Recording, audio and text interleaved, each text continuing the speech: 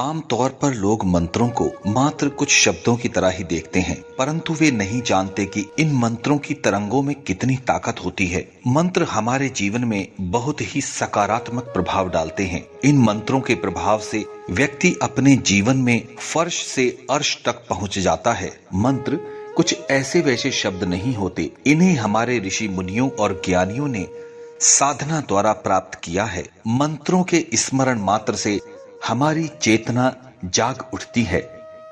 मंत्रों की महिमा अपार है। आइए मंत्रों की महिमा का एक अनूठा उदाहरण हम आपको बताते हैं। इसका एक बड़ा उदाहरण है पाकिस्तान के सबसे पहले राष्ट्रपति अय्यूब खान।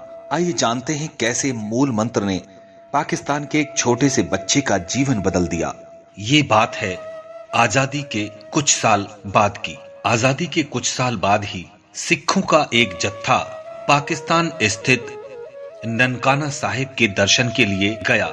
वहां दर्शन करने के पश्चात उस जत्थे को अय्यूब खान, जो कि पाकिस्तान के तत्कालीन राष्ट्रपति थे, उन्होंने अपने यहाँ रात के भोजन के लिए बुलाया। सिखों का वे पूरा जत्था अय्यूब खान के यहाँ भोजन पर पहुंचा और अय्यूब खान के ड्राइंग हॉल में स्वर्ण अक्षरों से मंत्र की इबारतें लिखी हुई देखी। उनके पूछने पर कि आप तो एक मुस्लिम हैं, फिर आपने ये मूल मंत्र क्यों लिखा हुआ है? इसके लिए अय्यूब खान ने जवाब दिया कि मुझे ये नहीं पता कि इसका अर्थ क्या है, लेकिन मुझे ये पता है ये बहुत ही चमत्कारी है, इसका बहुत गहरा प्रभाव है।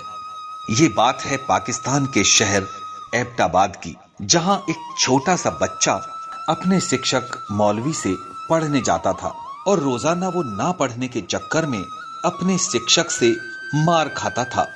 वो अपनी कक्षा का पढ़ने में सबसे कमजोर बच्चा था।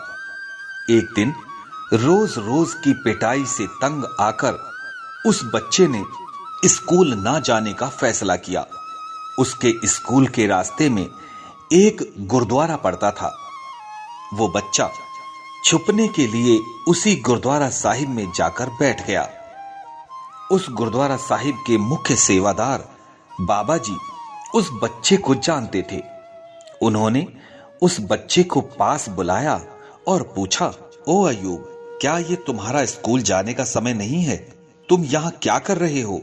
मैं स्कूल नहीं जाऊंगा क्योंकि टीचर मुझे रोज मारते हैं। मैं अब और नहीं सह सकता। मैं नहीं जाऊंगा अपने स्कूल।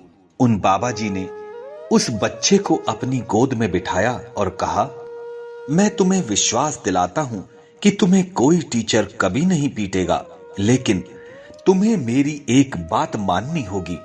बच्चे ने कहा, ठीक है, मैं मानूंगा। उन्होंने कहा कि तुम जब भी स्कूल जाओ लगातार एक मूल मंत्र का जाप करते रहना। उस बच्चे ने उनका कहना मान लिया। बाबा जी ने उसको मूल मंत्र बता दिया। अब वो बच्चा मूल मंत्र का जाप करने लगा। पहले दिन ही उसे स्कूल में मार नहीं पड़ी। उसको छोड़कर और अन्य सभी बच्चों को मार पड़ी। अब तो प्रतिदिन ऐसा होता कि वो बच्चा मूल मंत्र का जाप करता और उसे स्कूल में मार नहीं पड़ती थी। उस बच्चे ने रोजाना पाठ करना आरंभ कर दिया। जल्दी ही परीक्षा पास आने लगी। वो बच्चा यानी अय्यूब दोबारा बाबा जी के पास गुरुद्वारा साहिब गया। उसने कहा, बाबा जी, मैं अच्छे नंबरों में पास होना चाहता हूं, मुझे क्या करना चाहिए?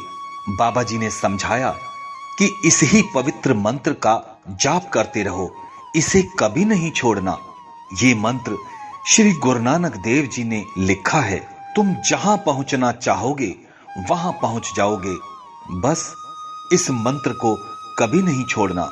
उसी मूल मंत्र को जाप करते करते वो बच्चा एक दिन बना पाकिस्तान का राष्ट्रपति अय्यूब खान। आज भी अय्यूब खान के ड्राइंग हॉल में मूल मंत्र की पेंटिंग लगी है। ये पवित्र मूल मंत्र है।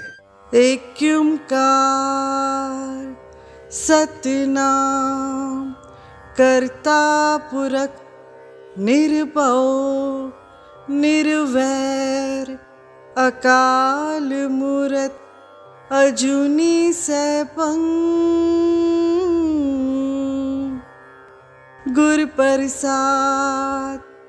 जप आद सच जुगाद सच, है भी सच नानक होसी भी सच। परमात्मा एक है, उसी का नाम सत्य है। वह सारी सृष्टि का कर्ता है, वह भय मुक्त है। वह वैर घृणा आदि से मुक्त है, वह काल से रहित है। वह जन्म मरण के बंधन से मुक्त है, क्योंकि वह स्वयं ही अपनी सत्ता से प्रकाशित है। उसके वास्तविक स्वरूप को गुरु की कृपा द्वारा ही जाना जा सकता है। वह आदि शुरुआत से है, सत्य है, सभी युगों से है, सभी युगों से सच है, सच ही है। सतगुरु नानक कहते हैं, भविष्य में भी सत्य रहेगा। इसीलिए हमेशा इस मूल मंत्र का जाप करते रहें। आइए जानते हैं मंत्रों की शक्ति के बारे में। मंत्र शब्दों का संचय होता है, जिससे इष्ट को प्राप्त कर सकते हैं और अनिष्ट बाधाओं को नष्ट कर सकते हैं। मंत्र, इस शब्द में मन का तात्पर्य मन और मनन से है और त्रय का तात्पर्य शक्ति और रक्षा से है। अगले स्तर पर मंत्र अर्थात जिसके मनन से व्यक्ति का विकास हो। अगर गुरु ने गुरु मंत्र दिया है, ऐसे में क्या अपने धर्म के अनुसार उस देवी देवता का जप करना चाहिए। गुरु मंत्र के फलस्वरूप शिष्य अपनी आध्यात्मिक उन्नति करता है। यदि व्यक्ति का आध्यात्मिक स्तर बहुत नीचा है, तो केवल मंत्र के जाप करने मात्र से उसका दुष्प्रभाव खत्म हो जाता है, क्योंकि उसमें इस जप से निर्मित आध्यात्मिक शक्ति को सहन करने की क्षमता नहीं होती। कनिष्ठ आध्यात्मिक स्तर के व्यक्ति को शारीरिक कष्ट जैसे अति अम्लता, शरीर के तापमान में वृद्धि आदि मानसिक स्तर पर व्याकुलता हो सकती है। पर मंत्र से उत्सर्जित तरंगों से अत्यधिक शक्ति उत्पन्न होती है, जिससे भौतिक एवं सूक्ष्म उष्णता निर्मित होती है। अगर व्यक्ति को मोक्ष की प्राप्ति करनी है तो मंत्र का जाप करना चाहिए।